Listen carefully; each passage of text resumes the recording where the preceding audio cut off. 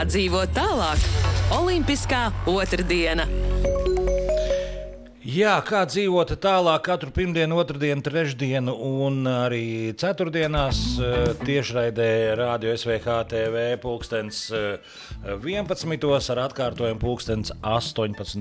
jeb 6. pēcpusdienā, un otrdienas mums ir olimpiskās otrdienas, un tāpēc esam studijā mēs ar Inesi Vaikuli, un šodien pie mums ciemos ir vēl viens čempions. Olimpiskais, vai ne? Lauri. Jaunatnes olimpiskais Eiropas čempions. Jaunatnes, tad tu tomēr esi jaunatnes olimpiskais čempions. Tad jau tagad ir nākošais februārī, vai ne? Jā, būtu jākļūst arī par olimpisko. Jo mēs jau saskaitījām pagājušā nedēļā pie mums viesojās Latvijas Olimpiskās komitejas prezidents. 50 kaut kādas zeltus jūs vedīsiet mājās. Tā skaitā arī tu, Lauri, vai ne? Es teiktu ļoti optimistisks skats, bet lai visiem izdodas sasniegt savus labākos rezultātus un medaļas. Jā. Bet tad šorīt pie mūsu viesos ir Lauris Kaparkalējs, distanču slēpotājs. Lauri, liels prieks tevi redzēt. Tieši pat izskanēja Fiņķa dziesmu un runājām tās laikā, ka arī viņš ir madonietis un arī tu lepni nes savas pilsētas vārdu, vai ne? Protams, Madona vienmēr ir sirdī un lai arī tagad sanāk diezgan daudz būt par Rīgu, vienmēr ir forši atgriezties Madonā, tur, kur visbiežāk ir sniegs Latvijā. Bet vēl jau nav, vai ne? Jā, vēl nav, vēl tā prognoze tāda nevisai, tā kā ceram, ka vismaz uz novembra beigām vai decembri būs.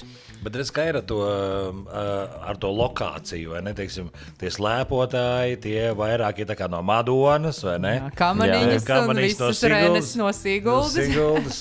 Bobslejs tie gan no visas Latvijas, hokejisti arī no visas Latvijas, ja?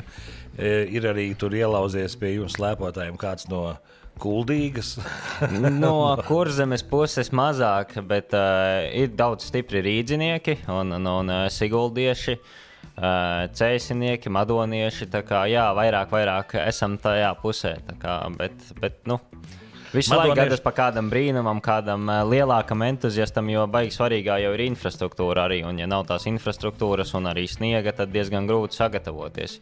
Un tā kā tur trasē bija jautrs nosaukums, kā viņai bija. Pie Madonas, kā tā trasa sauc? Smeceres sils. Smeceres sils, jā. Kāpēc tev tas liekas tik jautri?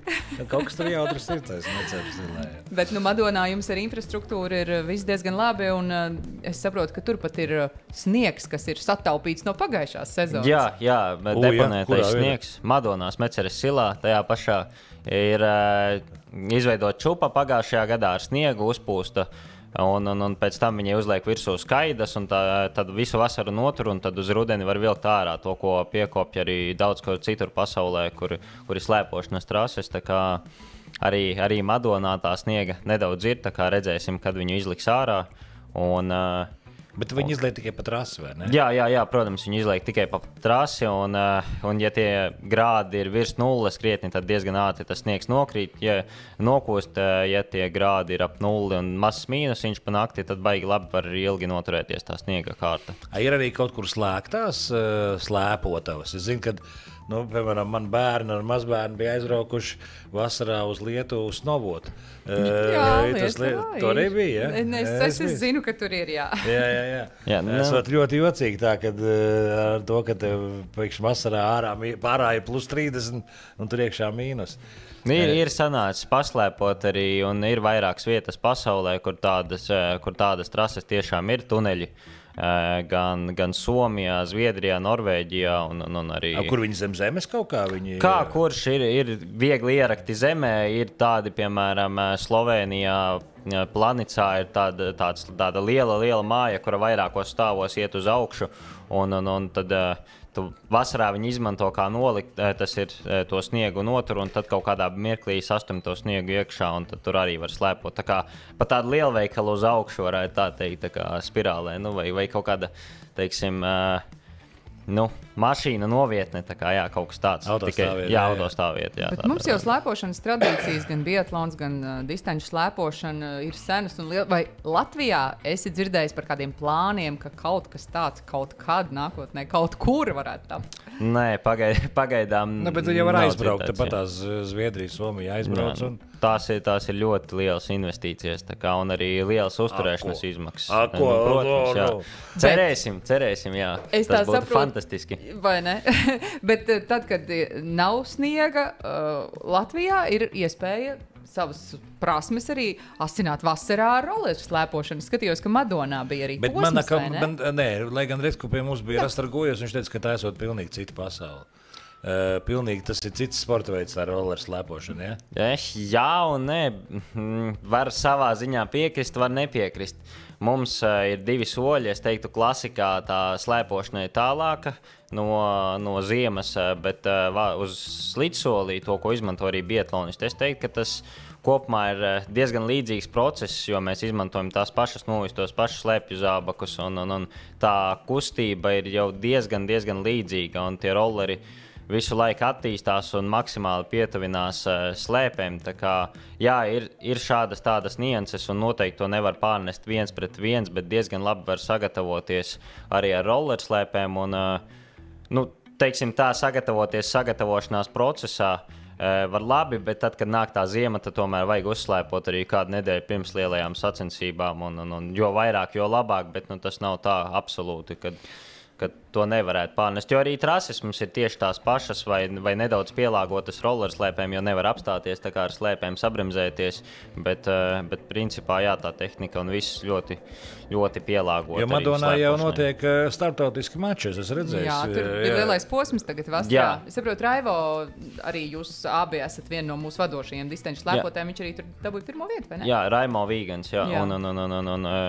Man sanāca izcīnīt 3. vietu supersprintā, un viņš uzvarēja masu startā. Tā kā bija veiksmīgs posms, un labi pacīnījās arī jaunieši, gan mana māsa, gan arī pārējie junioru grupās, un tika izcīnītas medaļas. Tā kā tas bija lielisks posms, un tas norisinās katru gadu jau 10 gadus Madonā.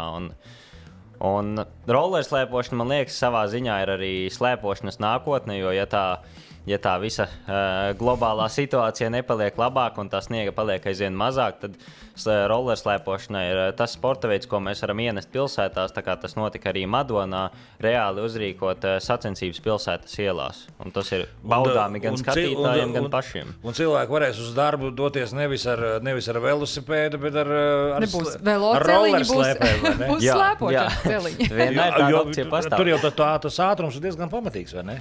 Jā, tā lielākā problēma ir, ka apstāties nevar. Apstāties var tā nosacīti lēnām bremzējot, tā kā ar skrituļslidām aptuveni varat iedomāties, tad nevar tā uzreiz vienkārši 10 metros apstāties, tā kā to varētu izdarīt. Tas jau bija kādi gadi 11 vairāk atpakaļ. Jūrmalā notika, tur bija velo sacensības, tur tāda pa pilsētu, tāda apli brauca, un bija arī šie te ar rolleriem, bet tie, kas iet uz ātrumu, nevis tā pa rampām lēkā, bet tad viņam tāda liela riteņa uz tām. Skrituļslīdes tieši. Tas skrituļslīdes, jā. Nenormālākais ātrums. Man liekas, ka pat ātrāk nekā velosipēds viņi iet ar tām skrituļslidām. Jā, mums, piemēram, arī regulāri. Kāds ir ātrums? 50, 60, 70 km tas ir maksimums. 70 tas jau ir tā baigi, neadekvāti. Esam startējuši Norvēģijā, tur praktiski pa šoseju braucam lejā lielā ātrumā grupā, tad var tos 70 sasniegt. Bet 40, 50 mierīgi ātrāk nekā šitie skūteriem te par Rīgu. Jā, bet tas būtu no nobraucienā. Tā taisnē grūti sasniegt tādu ātrumu. Bet, ja salīdzina slēpes un roller slēpes, kas ir ātrāks? Tas ir ļoti atkarīgs no laikapstākļiem ziemā, no sniega kondīcijām, jo var būt ļoti ātrs sniegs, var būt ļoti lēns. Un kopumā slēpes varbūt ir nedaudz lēnāks, bet arī tās roller slēpes var pielāgot. Ritenīši ir ļoti dažādi. Ir tādi, kas ir aptuveni slēpju ātrumā, ir tādi, kas ir ātrāki krietni. Tā kā ir iespējas variēt, un tas arī ir riktīgi forši, jo atvainojiet, jā. Tad Ir tā, ka, ja, piemēram, gribam patinēties ātrākām kondīcijām, tad varam paņemt ātrākus ritenīšus vasarā, un tad, kad gribās kaut kā vairāk caur spēku, tad var paņemt lēnākus. Bet sacensībās tu liek tos ātros, taču loģiski, vai ne? Kā kurās sacensībās, jo... Kāpēc sacensībās jāliek lēni riteņi? Tāpēc, ka limitē trase dažbrīd. Jo, ja mēs uzliksim ļoti ātrus ritenīšus, tādus kā skrituļslidām, tad tajās dažās slēpošanas trasēs tur kāds varētu nosisties no tā ātruma. Vienkārši izlidot no virāžas kādas vai kā tas, tāpēc vienmēr organizatori skatās un piemeklē labākos risinājumus attiecīgi trasēm. Bet tad tos arī nosaka organizatori, ka tagad visi brauks ar šitiem te lēnajiem ripulīšiem, ja brauks ar ātrajiem? Piemēram, pasaules kausā visiem tiek nodrošināti no vienas firmas. Visiem ir vienāds. Jā, tas arī ir riktīgi superīgi, jo tas... Mazāk tās priekšrocības. Jā, mazākas priekšrocības, citiem. Jā, kad tad slēpošanā beidzot beigsies šī ņemšanās, tā smērēšana, visiem arī iedod vienādas slēpes un aidā? Es domāju, ka nebeigsies, jo ir ļoti daudz vairāk slēpju ražotāji. Katrs taču pastāv par savām interesēm un diez vai varētu tās atdot pēkšņi visiem vienas, jo slēpēm arī ļoti ir atšķirīgas cietības un bet, piemēram, formulā visiem ir vienāds riepas, viens ražotājs, visiem vienāds. Bet retē jau interešu tik daudz, un lobbyis noteikti arī liels katrai. Lai viņi izplēšās. Bet vēl, kas ir tā par lietu, ja tu, piemēram, paņem rollerslēpi, ieliec alumīnija rāmi, tad viņš diezgan labi strādā uz visiem svariem, sākot tur ar 60 kg sportistu, beidzot ar 95 kg. Ja smagāka nav, ja? Ir. Bet maz tādā pasaules līmenī nav, es domāju, baigs smagāk par 90-95 kg. Bet tas, kas ir slēpes tiešām ražo uz dažādām cietībām, un tad nevarētu visiem dot vienas slēpes. Tad tur būtu baigi sarežģītā procedūra arī. Un, protams, jau pazust arī bišķī tā slēpošanas garša kaut kādā ziņā, īpaši klasikā. Tur tomēr tā ir māksla arī smērētājiem, katram sasmērēt, cik labi var. Kādam gribas, lai vairāk pietur tā slēpe, kādam gribas, lai tā slēpe labāk slīd un mazāk pietur. Tā visa tur ir liela māksla arī. Kā tev ar smērēšanu? Es saprotu, ka tev nav savu smērētāju. Turpat ir smērētāja komandas. Jā, tas viss ir ļoti apjomīgs process, jo ir gan slēpju testētāji, tie testē gan tavas slēpes, jums ir vairākas slēpes uz katrām sacensībām. Ko nozīmē slēpju testētāji? Tad viņš izbrauca tam, tas nozīmē, tagad vislabākais veids, kā testēt slēpes, ir tā, ka divi vienāda svara plus mīnus testētāji aizbrauc uz kalnu, sadodas rokās un ar tām slēpēm, kas ir jāiztestē, laižas lejā, un kaut kādā brīdī, kad ir sasniegts ātrums, atlaižas, un tad skatās, kuras slēpes aiziet tālāk. Un tā viņi satestē gan tavas slēpes, lielajām komandām mēs paši testējam, un otrs, viņi testē arī visas tās slīdošās smēres, tā kā uz maksimāli līdzīgām slēpēm saliek tās smēres. Un tas skatās, kura tajā dienā iet labāk, un tās arī smērē sportistiem. Tur ir vesels process, un tad ir vēl smērētāji, kuri paralēli strādā ar tām slēpēm un slēpju sagatavošanu. Tad tur tās priekšrocības slēpošanā joprojām ir tiem, kuriem ir tās lielākās komandas. Jā, riktīgi, un lielās komandas kā skandināvi un amerikāņi, praktiski visas lielās komandas brauc ar savām smērēšanas fūrēm. Viņiem ir tā kā fūre, kura izvelkas uz visām pusēm, uz sāniem, uz augšu, un tad tur ir riktīga telpa, kurā strādā kaut kādi 6-8 smērētāji. Nevar pie viņiem piesmērēties. Izskatās tā kā kosmosa kuģī, jā. Bet nē, viņi nav tā. Viņi interesēt smērēt citām valstīm. Es domāju, ka viņi tur durvis ciet un tur ir noslēpumā viss, kā viņi to visu dara, vai ne? Jā, tā tas arī ir. Bet kaut kādas diskvalifikācijas arī ir iespējams, ja kaut kas tiek pārkāpts? Jā, par smērēšanu tīpaši tagad ir parādījusies jauna lieta. Aizliedza lietot floru saturošos smērus, un tas ir tāpēc, ka flors ir ļoti kaitīgs gan smērētājiem, gan arī atstāja ietekmi uz vidi. To aizliedza, un tad ir iekārta, kas testē floru, un tad visi lieto bezflora līdzekļus. Tā ir viena lieta, uz kuru varētu tikt diskvalificēts saistībā ar smērēšanu. Un otra lieta, par cik tā klasiskā slēpošana bišķīt vienā brīdī draudēja, ka varētu izzust, jo visi sāka stumties pat pašas grūtākās pasaules kausa trases, vienkārši ņemt slicoju slēpes un stumties, neizmantojot to pēdu un to, ko mēs redzam, visās vecajās. Vēlreiz, tātad, Jā. Ko nozīmē stumties? Stumties, tas nozīmē, ka izmantojam tikai roku spēku un stumjamies, jo mums ir 2 soļi. Slidsolis, kas izskatās kā slidošana, kad mēs ejam uz sāniem ar katru kāju, atsparamies, ja braucam skuņā. Un klasika, tas ir vecais solis, kuru mēs esam redzējuši jau no laika gala. Un tajā klasiskajā solī ir kas, ka pa vidu tiek likta smēre, jo tad, kad mēs stāvam noturošā smēre, kad mēs stāvam uz abām slēpēm, mēs forši slīdam uz priekšu, jo tas vidus ar to noturošo, tā kā baigi nebremzē. Un tad, kad mēs uzkāpjam un izspiežam to slēpi pilnībā, tad tā slēpe ir kā atspēriena punkts. Mēs varam atspērties un iet uz priekšu, jo kā mēs paralēli slēposim uz priekšu. Viss slīdēs gan uz priekšu, gan atpakaļ. Un daudzi sportisti pasaules kausā sāka izmantot vienkārši slicojas slēpes un tikai stumties, neizmantojot vispār kājas. Jo tās slēpes tomēr bišķīt ātrāk slīd. Un tad to mēģināja kaut kā ierobežot un izveidoja zonas kalnu stāvākajās vietās, kurās obligāti ir jābrauc arī pārmaiņu solī, ka nedrīkst tikai stumties. Tāda interesanta lieta. Cik interesanti, vai ne?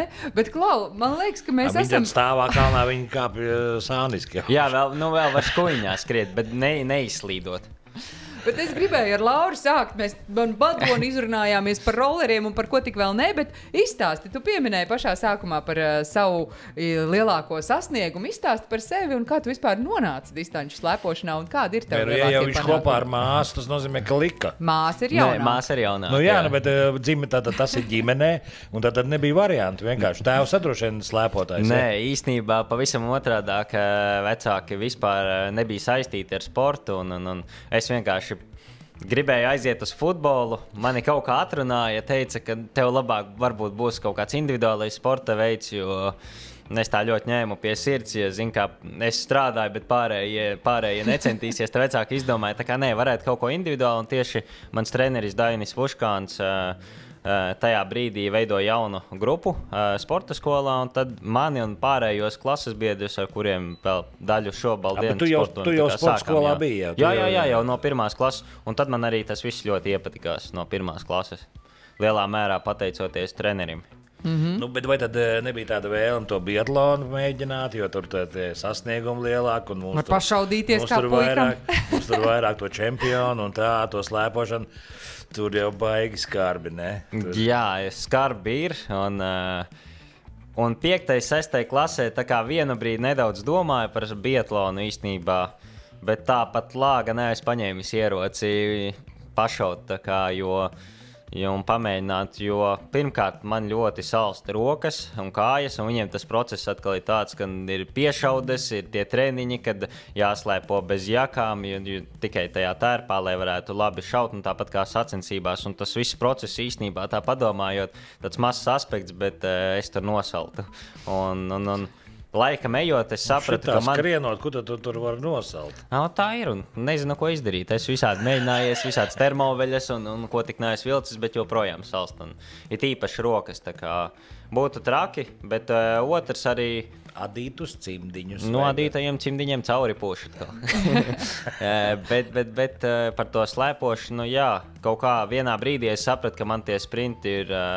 tieši tas manējais un biatlona atkal. Sprinta disciplīnas tavējās. Kas ir slēpošanā sprints? Un sprints ir vasarā 200 metri, bet tā standartā 1,3 līdz 1,7 kilometri.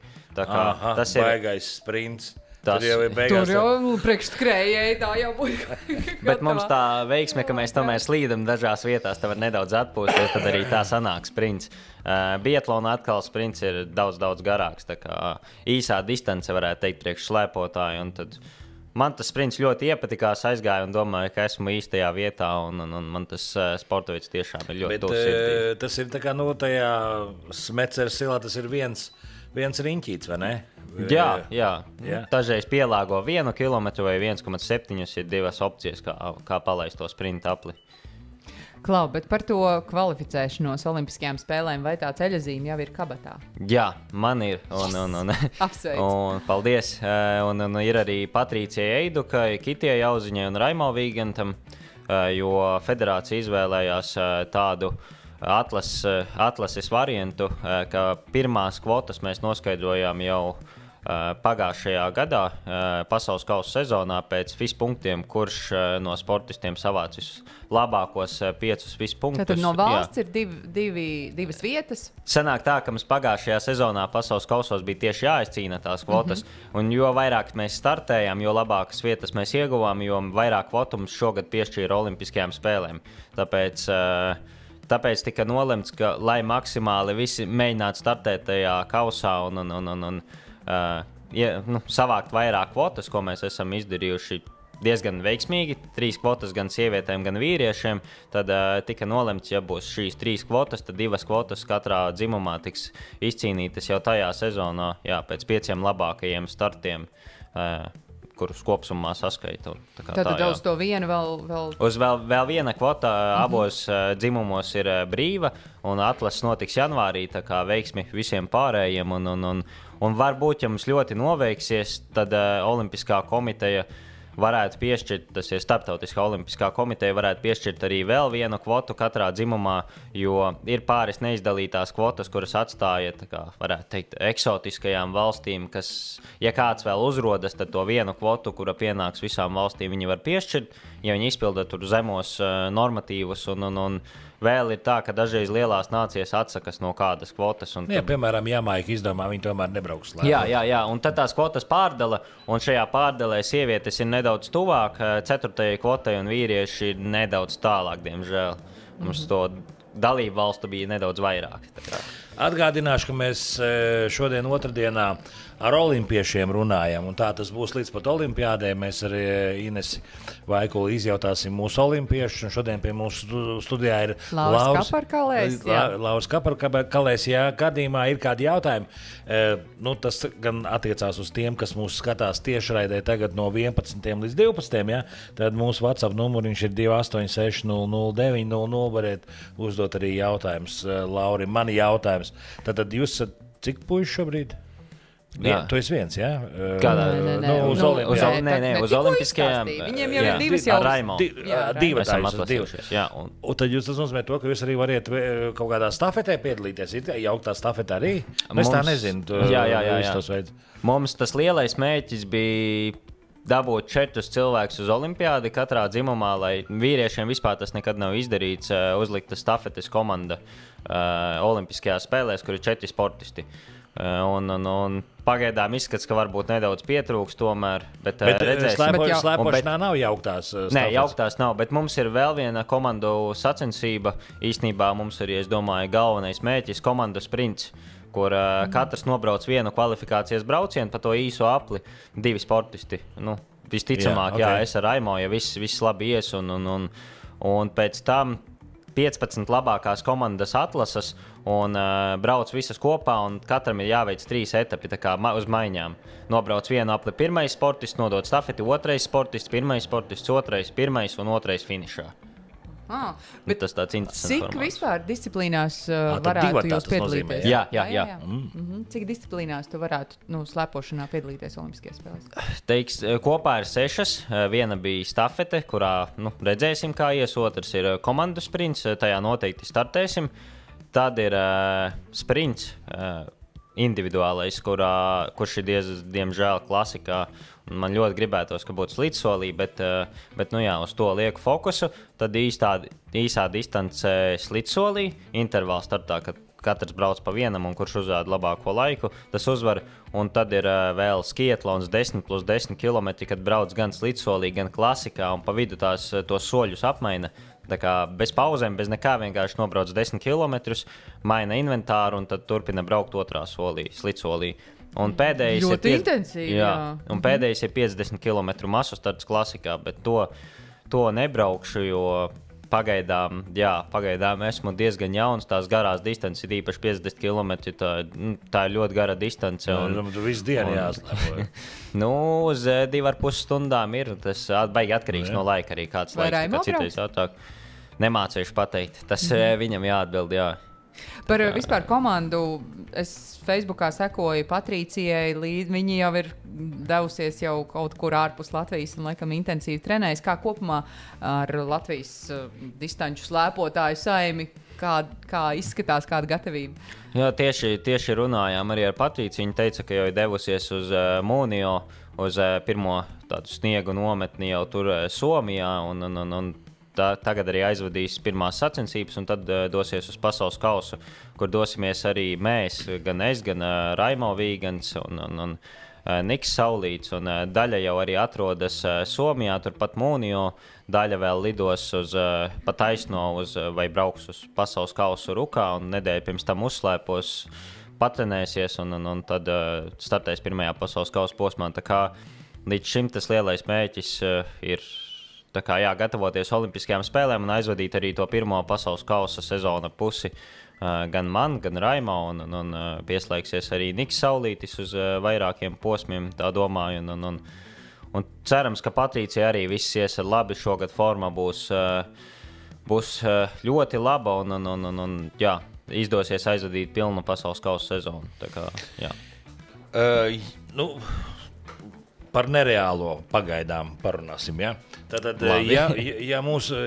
teiksim, Latvijai būtu šī tā smagā mašīna, kur tur transformējās par kosmisko kuģi un tie 8 smērētāji un jaunākās smēres un viss pārējais, tad kur mēs būtu? Tad mēs... Tas Latvijas slēpošanas līmenis, es saprotu, ka Norvēģi tie laikam tur viss izpogā, jā. Vīriešiem, sievietēm īstenībā Zviedrietis. Bet Skandināvijā. Tad kur mēs turpat kaut kur esam viņiem blakus, vai tomēr tā meistarība ir zemāka? Es domāju, ja tas būtu runājot gan par atbalsta komandu un reāli iespēju doties visu laiku pa nometnēm un visu gadu dzīvot tiešām tādā lielā komandā. Jā, un sniegā. Visu laiku sniegā varbūt arī nevajag, bet jā, tā kā tad es domāju, top 10 būtu un tad jau redzēt, kā tie rezultāti iet tā kā uz augšu. Jo arī tas, ko Patricija dara tādā labā komandā, protams, tas nav viegli un tur nepieciešami milzīgi resursi, bet redzējām, ir iespēja iebraukt top 10 pasaulē. Un es domāju, izdosies ne reizi vien vēl, tā kā jā, bet varbūt kādreiz nākotnē būs tāda liela Latvijas izlases komanda. Tas nozīmē, ka Skandināvijā viņiem ir tā kā komandas, jā? Es nedomāju par izlasēm, bet komandas, jā? Sanāk tā, ka viņi nacionālajos līmeņos startē no saviem klubiem, kas klubam ir savā ziņā piederība pie kaut kāda novada vai pašvaldībām, vai tā izveidots kaut kāds draugu klubs, vai tā ar tradīcijām bagāts klubs, nezinu, tur ļoti dažādi. Bet tad tie klubi cīnas par vietām nacionālajos čempionātos un labāko sportistus atlasa, un tad jau ved izlasi tālāk. Tā kā, jā, mūsu sporta veidā pasaules līmenī startē visi zem nacionālajām izlasēm. Tur nav klubi. Tas nozīmē, ka Latvijā faktiski tikt uz olimpiādas slēpošanā ir vienkāršāk nekā tādā Norvēģijā. Protams. Jā, noteikti, jo tur viņiem ir 100 sportisti, kas tiešām ir... Jā, un distancē noteikti, jā, un varbūt pat vairāk sprintā varbūt nav 100 lauri. Gribētos tā domāt. Nē, 100 lauriem nevajadzētu varbūt sprintā. Bet tā mūsu atlases bāze kāda ir, cik vispār mums ir tāda distanču slēpošana, kas ir pieaugušo jau sacensībās Latvijā tādā līmenī labā? Mums labā līmenī ir, teiktu, 5-6 sportisti vīriešiem, kas reāli pretendēja uz pasaules čempionātiem, pasaules kausiem un tā tālāk. Un tad mums ir ļoti spēcīgi juniori, kuri arī konkurē ar pieaugušajiem un ļoti labi konkurē. Tā kā tur ir kāds arī bariņš 4-5 juniori, kas tiešām ir labi. Un īstenībā viņi arī cīnīsies par to pēdējo vietu. Tā kā nav zināms vēl, kas tas trešais būs. Tiešām tur ļoti spraiga cīņa par to trešo kvotu. Un ļoti labi, ka tie jaunie ir, viņi papaksta arī pieaugušos. Jā. Cik tevai māsai gadu, vai viņai ir iespēja varbūt kādā no tām sieviešu kvotām ielikt? Jā, māsai ir 18, un tāds ir šīs sezonas mērķis. Tā kā, Mēģinam visu maksimāli labi izdarīt, un cerams, ka janvārī viss izdosies. Tā kā, jā, Jūs tas ir arī mērķis. Patrenēties kopā mazliet viens otru? Kad sanāk aizbraukt uz kādu treniņu nometni kopā, tad jā, visādā citādā ziņā Rīgā dzīvoja arī citā galā. Tad Bet jūs arī pieaicināt kādas, teiksim, tajā treniņu procesā, jums ir arī kaut kāda ārzemju speciālisti piedalās, kaut ko pamācīja, jūs braucat pie viņiem, kaut kā taču. Baigi reti vairāk darbojamies ar vietējiem speciālistiem, un vasarā, pateicoties Latvijas slēpošanas federācijai, aizvadījām nedēļu garu nometni Madonā ar vienu no tādiem labākajiem tehnikas speciālistiem, Norvēģi Ragnar Bragvinu Andersenu. Viņš ļoti, ļoti fokusējas tieši uz visām niansēm tehnikā, un viņa mērķis vispār tāds ir atbalstīt citas nācijas un palīdzēja cīnīties pret Norvēģiem. Viņš ir noderējis. Nevarētu tā teikt. Kolaborants Norvēģi. Viņš ir ļoti fantastisks cilvēks un pats ir aizvadījis ļoti daudz pasaules kausa sezonas rollerslēpošanā tieši. Un viņš tagad strādā Čehu izlasi. Viņš palīdz tām citām nācijām cīnīties. Viņš saka, ka Norvēģi ar visām tradīcijām un arī zinātni distanču slēpošanā ļoti tālu. Un visas tās sīkās lietas ar ap tehniku un visu pārējo. Ļoti augstā līmenī. Kā viņu neieredz Norvēģijā. Bet viņš varbūt ir distanču slēpošanas tāds fans un guru, kas sporta veida vārdā. Guru, jā, Bet tā fantastiski tā pieredze atkal tu vienkārši saproti, cik daudz tu vēl nezini, kad atbrauc tiešām ļoti, ļoti augsta līmeņa speciālists pastrādā, tā kā uzreiz jūti, ka šo to var pielabot un tas dod dažas sekundes nost no trases laika, jā. Klau, Lauri, ko tu zini par Itālijā tieši kurā vietā notiks distanču slēpošana? Man bail nosaukt pilsētu, ja es kļūdos. Valdi Fiemē ielējā, tā kā, jā, tur tas ir gabaliņu no Cortīnas un Milānas, tā kā tur ir aizvadīti arī vairāk pasaules kausa posmi, un parasti tur notiek Tour de Ski otrā puse. Tu tur esi braucis? Tikai vasarā, jo vasarā tur notiek pasaules kausa rollerslēpošanā, nedaudz blakus uz ielām, protams, nevis trasē, jo tur, kur ir tā slēpošanas trase, tur ir vienkārši klaišs lauks, pļava un kaut kādi baneri, bet nav tā kā mums, ka pierasts, ka tur, kur ir slēpošanas trase, tur tā obligāti ir arī noasfaltēta. Nē, tur tā nav. Bet sanācis uzstartēt vasarā. Pagājušajā gadā gribēju nostartēt arī ziemā, bet tā bija tūres otrā puse, un Tour de Ski var startēt tikai vai visas dienas tu nevari ielikt otrajā daļā tūres. Tad ir jānostartē pilnīgi viss, un es pēc pirmās daļas braucu mājās, jo startu jau bija ļoti, ļoti daudz. Bet zini, kādas tur tās trases būs, un es kaut ko izpētīju vairāk? Jā, un tā trase tiešām jau ir diezgan sena, un arī 10. gadā visi tajā trasē cīnījās par pasaules kausa medaļām. Un tā kā noteikti tur būs savas nianses, kaut kas būs nedaudz savādāk, bet aptuveni tā trase ir zināma, un tā trase ir ļoti dinamiska un ar diezgan stāviem gariem kāpumiem, un arī līkumi ir tādi diezgan izaicinoši, tā kā būs interesanti. Bet tu minēji, tu grasies piedalīties tik daudzās distancēs, kā tur sanāk tas grafiks?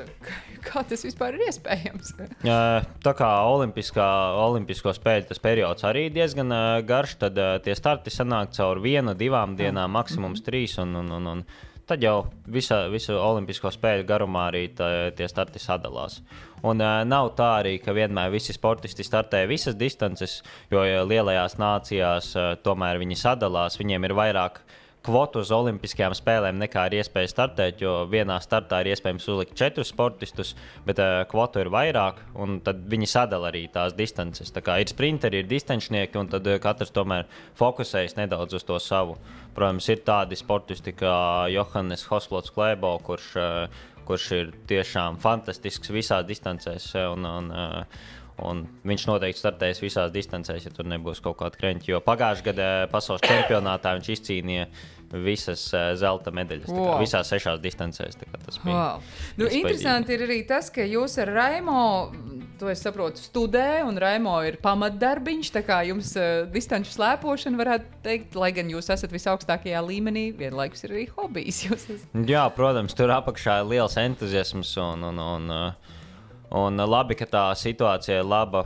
Paldies Latvijas Olimpiskajai vienībai un Latvijas slēpošanas federācijai un mūsu personīgajiem sponsoriem, kluba sponsoriem. Tā kā tas ļoti daudz palīdz, bet vienmēr, manuprāt, ir svarīgi arī sevi kaut kā attīstīt tālāk, tīpaši pie šīs situācijas, ka tu nekad nezini, kāda būs tā aiznākamā sezona. Ir svarīgi arī iegūt izglītību. Tā kā, Kur tu studē? Studēju Latvijas Universitātē biznesa vadību. Tā kā. Es kaut kā pēkšņi atcerējos, bija tāda slavena Padomju Savienība. Es vēl esmu dzīvojis arī Padomju Savienībā. Nebija tāda Smetāņina, bija tāda slēpotāja, leģendāra. Viņa ir piedalījusies, es te tagad vēl Wikipēdijā paskatījos, viņa piedalīsies 5 olimpiskajās spēlēs. Un toreiz jau slēpošana bija gan populāra tajā Padomju Savienībā, un tur jau arī bija stipri tie sportisti pasaulē. Es neskatos, kā tur tie sasniegumi, viņi tur visu laiku bija pa topiem gāja. Es vienkārši atceros tā bērnībā skatījos, viņi 76. gadā olimpiskās spēlēs sāka. Kāpēc tu tieši viņu? Ir jau vēl slavenāki. Nē, es vienkārši atceros to, ka tās Smetāņina, kas ir, man likās visu laiku, viņi kaut kas saistīts ar krējiem, bet tas nav svarīgi. 5 olimpiskās spēles, kādi ir tās, cik tev gadi šobrīd ir? Man ir 21. 21, un šīs būs pirmās olimpiskās spēles. Tad tu 5 varētu? Tas ir 20 gadi. Nav tik briesmīgi, vai ne? Līdz cik gadiem ir tā slēpotāja karjera? Tagad tā tendence ir 33, 35 vecāki slēpotāji. Ir baigais izņēmums jau tā. Arī Norvēģiem vispār diezgan veca izlase ir ap tiem 33, 35 gadiem. Tā kā, jā, bet tā arī ir tā robeža. Plus mīnus, jo tad jau tās darba spējas sāk kristies. Distancē varbūt mazāk, bet sprintā tāpat izteikti. Lai gan ir arī itāļu sprinteris Federico Pellegrino, viens no visu laiku labākajiem slicoja sprinteriem.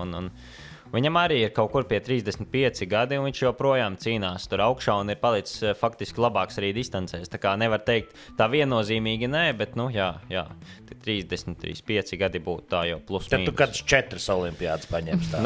Redzēsim. Jā, ja māsa vēl tiks 18 gados uz pirmajām, tad jau var. Kā ir iepriekš mums gājis ar to slēpošanu olimpiskās spēlēs? Gandrīz nekā, jā? Tā nevarētu teikt. Patricijai ļoti labi rezultāti. Raimo izcīnīja 20. vietu, kas bija ļoti augsta. Kas tas sprintā? Bet tur jau nav 10,000 slēpotāji. Nē, ja ir 100 dalībnieki, tādi, teiksim, ļoti labā līmenī, tad 20. vieta, tie augšējie 20%. Ja ir sporta veids, kurā startē 20 komandas vai sportisti, un viņi ieskrien 5. vietā, tad tie paši 20%. Top 10 pasaulē, tad tā sanāk tikai pusi apdzīta. Tā kā spriediet paši, jā. Tad, ja būtu 10 dalībnieki, viņš būtu otrais. Kaut kā tā, jā. Bet tajā komandā sprintā, tad tur jau jums, ja jūs tiekat tajā fināla skrējienā, tad jūs jau varat pacīnīties. Jā, par augstām vietām noteikti. Un 2 pasaules čempionātus ar viņu esam bijuši 17. vietā. Un tas bija pie tam klasikā, bet mums abiem slicos ir tāds sirdī tuvāks. Tā kā 15. vieta, lai kvalificētos, tas nav neiespējami. Un tad pēc tam tās jau ir izslēgšanas cīņas, un tu nekad nezini. Par treniņu procesu, kā tu gatavojies šobrīd? Kāda ir tava ikdiena? Un vai tās studijas tur netraucē kaut kur pa vidu? Kopumā nē. Kopumā ļoti labi sanāk visus aplānot, un pasniedzēji ir tiešām ļoti pretīmnākoši tajā ziņā, ka var sarunāt visus termiņus, laikus, un tas ir ļoti fantastiski. Tā kā tas modelis, kā es šobrīd strādāju, ir ieliek smagu darbu vasarā. Tiešām tur aizved visu treniņu nometnē, visu pakārtot sportam. Tad sākas skola, mēs aizvedam pēdējo pasaules kausu uz rolleriem. Parasti tas ir Itālijā, un tad jau kaut kādā periodā ir pirmās sniegu nometnes. Tikko arī oktobra vidū bijām uz 10 dienām Imatrā, kas ir vistuvākā slēpošanas vieta Somijā. Tur ļoti ātri var aizbraukt, praktiski dienas laikā, tu jau esi uz slēpēm. un tāpat arī atpakaļ. Tā kā tur aizvedījām nometni, un tad esam piekopuši tādu taktiku, ka uz 4-5 dienām uz tādu treniņu bloku pa nedēļas nogali un nedaudz pirms, nedaudz pēc var aizbraukt uz Igauniju, uz Otepi, kur ir vēl viena lieliska trenēšanās vieta. Tā kā, un par cik es dzīvoju Madonā un nāku no Madonas, tad arī aizbraucot pie mammas, vienmēr var uzslēpot kārtīgi patinēties Madonā. Tā kā, tas viss ļoti labi saliekas kopā, un tad jau, kad sāksies sezona, tagad pusotru nedēļu pirms pirmā pasaules kausa dosimies uz Ruku, un tur aizvadīsim vēl vienu treniņu nometni, un tad uzreiz pirmā pasaules kausa posmu. Un tad tas viss jau secīgi aizies katru nedēļas nogali pasaules kausu, tā kā tur jau būsim uz sniega, un tad ap janvāri varēs domāt par kādu treniņu nometni pirms olimpiskajām spēlēm. Kad jūs dodaties uz Itāliju? Varētu būt, ka 30. vai 31. janvārī tur. Precīzi datumu nezinu, bet ap to periodu, jā, tā kā būs kāds 10 dienas līdz. Bet tā slēpošana kā tāda Latvijā paliek katru gadu arvien populārāka, arvien vairāk slēpotāji, ne? Tā nav? Tajā Covid periodā bija izteikti daudz slēpotāju. Visi ņēma slēpes rokās, nevarēja vien saganīt slēpes, visi veikali bija izpirkti. Un tiešām bija tā, ka visu laikam bija aizslēgts cits ciet, un tad cilvēki devās un iemīļoja slēpošanu, un arī palika nedaudz vairāk, es domāju, to mazo bērnu, kur ir vecāku ietekmēti, arī varbūt dodas uz slēpošanas treniņiem, un tad jau redzēsim to tikai vēlāk, kā tas viss izvērtīsies. Bet roller slēpošana arī, kā minēju, ir lieliska alternatīva, un to var darīt gandrīz jebkur. Pats te ļoti daudz rolleroju pa Rīgu, tā kā iespējas ir. Kurā vietā? Pa veloceliņiem es dzīvoju centrā, un tad es varu aizbraukt gan uz Jūrmalu, gan uz Daugavgrīvu, gan uz Ķekavu, Katlakalnā, parollerot. Kā tur to bremzēšanu? Te viss ir taisnīgs, diezgan ātri var nobremzēt, ja esi tā piešāvies. Tā kā ar skrituļslidām. Nevar tā uzreiz apstāties, bet tā sabremzēties var. Un ja tu domā uz priekšu nākamajā krustojumā, ka vajadzētu apstāties, tad jau viss ir kārtībā, jā. Es pieļauju, ka garām braucējiem un garām gājējiem tas ir diezgan atraktīvs skats. Jā, tev ir kaut kāds īpašais kostīms, kaut kāds, ka tev var atpazīt pa ceļam? Mums ir kluba tērpi, kur ir dzeltenā krāsā, dzeltena melni. Ko nozīmē kluba tērpi? Tu esi kādā klubā, jā? Jā, paša izveidotā klubā īstenībā. Kā tas saucās klubs? All Around Ski Team. Tas ir manis un Edgara Bernāna izveidots slēpošanas klubs. Un mūsu mērķis ir arī popularizēt to distanču slēpošanu un attīstīt slēpošanas saimi, jo, kā minēja, Norvēģijā un Skandināvijā kopumā ir ļoti daudz to slēpošanas klubu, un tad viņi katrs tā kā stutē atbalsta savus sportistus, un viņi nonāk līdz izlasei, un tur tā kā izlase parūpējas. Mums tā situācija pirmkārt jau, mums ir ļoti ierobežoti finanšu līdzekļi arī tā kā slēpotājiem kopumā, un tad tā federācija nevar parūpēties visu gadu arī par tām treniņu nometnēm un visu pārējo. Tā kā ir jāmeklē finansējums papildus, un es domāju, tāda kluba izveidošana arī, kā lai saka, notur to sportistus sportā, kas varbūt netēmē uz olimpiskajām spēlēm, bet kas ir gatavi startēt Latvijas čempionātos un citās tādās, vietējās un Igaunijas sacensībās, un jo vairāk mums tādu sportistu būs, jo, piemēram, tādiem jaunajiem, kas ienāk tikko iekšā elitē, viņiem arī būs ar ko pacīnīties, jo nemaz jau nav tik viegli vinnēt arī tos, kas varbūt netēmē uz olimpiskajām spēlēm, bet grib kārtīgi uzstātēt Latvijas čempionātā. Tā kā tāda mums tā doma. Tas nozīmē to, ja cilvēki tagad redz nāk skrituļu šitas te slēpotājs un dzeltens kostīms. Jā. Tad uzreiz vajag Lauri. Ir arī mums citi Rīgā, tā kā var kļūdīties, bet doma sapratīs, jā. Forši. Es tikai uzbūrās ainiņu. Kā skaidrs, ka Lauris čempions, vai ne? Tur nav variantu, vai ne? Bet tu teici, ka tu esi tāds salīgs, tev augsti. Tad iedomājies, tu kāps augšā uz piedestālu, un tur blakus tie Norvēģi, tie jau ir piedzimuši jau sniegā, vai ne? Un tad vienīgais. Un jau kuro gadu Lauris kāp uz visi. Un tad jau zin tāds, kad atkal nekur nosalušais Latvijas pakaļ medaļai. Bet, Lauri, es jau saprotu, ka tas ir patāli no citiem olimpiskajiem notikumiem, bet kā tu vispār uz to nedēļu, olimpiskām 2 nedēļām skatoties, vai ir doma kaut kur paspēt apstīties arī kā citiem latviešiem veicās, varbūt uz kādu hokeja spēli, vai tas vispār nav iespējams? es teikšu godīgi, man grūti iztēloties vispār, par cik tās pirmās olimpiskās spēles, kā notiks vispār tā kustība un kur mēs varēsim aizbraukt, kāds vispār mums būs transporta iespējas un kur mēs varēsim tikt un kādi būs tie treniņi un viss tā kā redzēsim. Jā, noteikti jau būs kāda brīvdiena, kurā varēs pasakot līdzi arī citiem sporta veidiem, kas būs tuvāk mums. Bet, piemēram, gājiens un noslēgums, vai tas ir plānā? Jā, tam vajadzētu būt, jā, tā kā tur nevajadzētu būt problēmām, bet jā, par tiem sporta veidiem grūti, kurās dienās vēl sakrīties. Tātad tik daudz neesmu izpētījis to grafiku. Bet atceroties sevi bērnībā, vai tu iztēlojies, ka tu dosies uz olimpiskajām spēlēm? Nē, man vienmēr teica, galvenais ir tā kā vecāki teica, galvenais ir, lai pašam ļoti patīk un lai vienkārši ir laba veselība un tu trenējies priekš sevis un ļoti labi, ja sanāks kādi rezultāti, bet tajā pašā laikā viņi nekad neteica ne. Un tā kā, ja viss izdosies un būs tas mērķis, tad, ja tu smagi strādāsi, tad vajadzētu sanākt. Un tagad, jā, esmu tajā finiša taisnē uz olimpiskajām spēlēm. Tā kā galvenais... Tā jau ceļa zīme ir. Jā, par māsu vēl tad ir jautājums. Es domāju, ka vecākiem šīs būs ļoti īpašas spēles. Jā, tā kā redzēsim. Jā, un galvenais jau tagad arī visu to treniņu procesu, visu salikt tā racionāli un uzmanīties, lai nesaslimtu, jo tā arī, tas lai nepārtrenētu kaut ko. Jā, tā kā tas viss ienes savas korekcijas, un tāpēc nevienmēr visu arī var paredzēt, bet pašam jādarbojas atbildīgi, un tad jau arī viss pārējais saliksies pa vietām.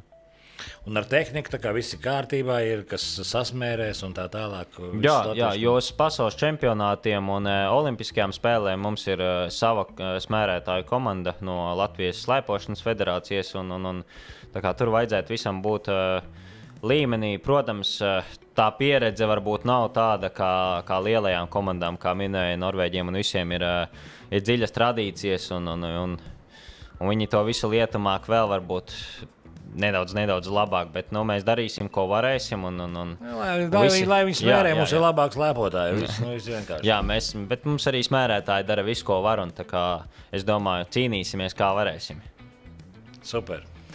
Paldies, Lauri! Vēlēsim tev, labus startus olimpiskajās spēlēs. Varbūt tu vēl kaut ko nepateici, mēs tev kaut ko nepaprasījām, kaut ko tev vajag nodot sveic. Kas skan tavās austiņās, kad tu trenējies vai brauc? Fiņķis droši vien. Es pieļauju. Jā, bet īstenībā ļoti dažāda mūzika, un pēdējā laikā es iemīļojos tiešām latviešu mūziku, sanāca būt arī uz pilsētas svētku koncertu un un pa tādām vietām tu paklausies latviešu, un tiešām ir tāds wow, tā kā mums ir tik fantastiska mūzika un tā, bet man ļoti patīk arī rock'n'rolls, smagais metāls nedaudz tā kā. Smagais metāls. Es klausos ļoti dažādu mūziku, jo tad, kad tu brauc 3 stundas ar rolleriem, tad vienveidīgu mūziku būtu noklausīties ļoti grūti. Tā pavarie. Bet tu jau varētu arī rolleriem mierīgi uz Madonu aizbraukt no Rīgas. Tur tā šosija un viss. Labi, bet principā taču varētu. Principā varētu, jā. Cik tad tur ir tie kilometri? Pār pa 100? 160. 160. Divreiz to maratonu. Teorētiski varētu visvairāk vēl pa tām mašīnām, bet, ja ceļas 4 agrā vasaras rītā un sāk, tad varbūt nebūtu tik traki. Labi. Paldies, Lauri, lai veicās, lai izdodas. Turēsim īkšķus par tevi, turam īkšķus par tavas māsas iekļūšanu vēl arī meiteņu komandā un, protams, par visu distanču slēpotāju panākumiem. Lielas paldies! Jā, un veiksim, protams, arī visiem olimpiešiem. Un mēs tad turpināsim nākošu otrdienu. Kas pie mums nākošu otrdienu? To mēs vēl precizēsim, bet sekojiet līdzi. Otrdien ir 18. novembris un valsts svētki. Tad mēs nebūsim. Tad nebūsim, bet tad vēl. Mēs svinēsim svētkus, bet pēc tam mēs atkal būsim atpakaļ. Jā. Un sveiciens Laura Laišplēs dienā. Visiem mums sveiciens. Ko tu darīsi šodien, kur tu iesi svecīts likt, uz kurien tu, Laura, iesi svecīts likt? Skatīšos, tagad uz skolu jāaiziet. Jāsagāto tās lietas, jo ir diezgan daudz jāizdara. Es nezinu, vai vispār sanāks kaut kur aiziet. Lauri! Daudz darāmā, bet jāgatavojās. Jā. Labi. Priecīgs svētkus un lai veicās. Lielas paldies! Atā visiem! Kā dzīvot tālāk? Olimpiskā otrdiena.